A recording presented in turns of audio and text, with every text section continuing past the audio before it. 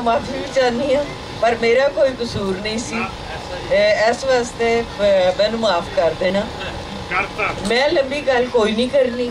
गल्लां सारियां पंजाबी दे हवाले नाल जिहड़ियां होईयां ओह तुसीं सुनियां, ओहदे ते ताड़ियां भी मारियां। ਇਹਦਾ मतलब कि गल पल्ले पै रही सी। सिर्फ मैं दो गल्लां करनियां।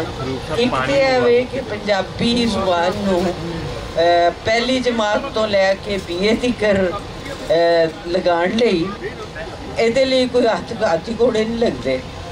हुण पंजाब हुकूमत पता नहीं साडे कोलों की चाहती है। बिल असीं जमा कराया होया है, केस असीं जित चुके हैं लाहौर हाई कोर्ट तो, ते सारे गल्लां तो पूरियां हो गई ने, पर पंजाब हुकूमत हली अड़ी पा के बैठी है। कोई नहीं, 4 ध्याड़ियां दी गल है, इंशाअल्लाह इस तो भी पार असीं लंघ जावांगे।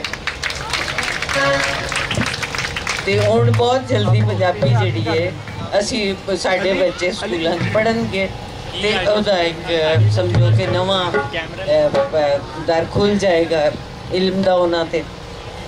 दूजी गल है कि उर्दू बारे गल होई सी, उन्होंने खातून MNA ने की गल की सी। उर्दू ठीक है, राबते की जुबान है, रवे। असी उर्दू नूं तो कुछ कह ही नहीं रहे। असी तो अपनी जुबान मंग रहे हैं, अपनी जुबान का कि साढ़े बाल पढ़ाई जाए।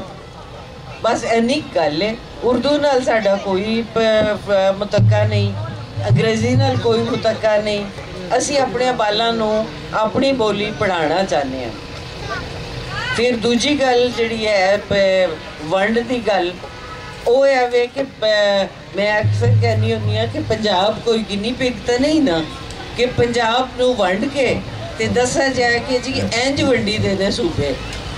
यह कोई गल नहीं, असी बिल्कुल बर्दाश्त नहीं करांगे, ना लसानी वंड ना जोग्राफियाई वंड। जिस वेले होएगा सब तो पहले मैं निकलांगी सड़कों ते पिछे पिछे मेरे वीर मेरे पुत्र सब निकलणगे। रब ने चाया तो असीं नहीं खंडन देंगे पंजाब। शुक्रिया, रब रखा।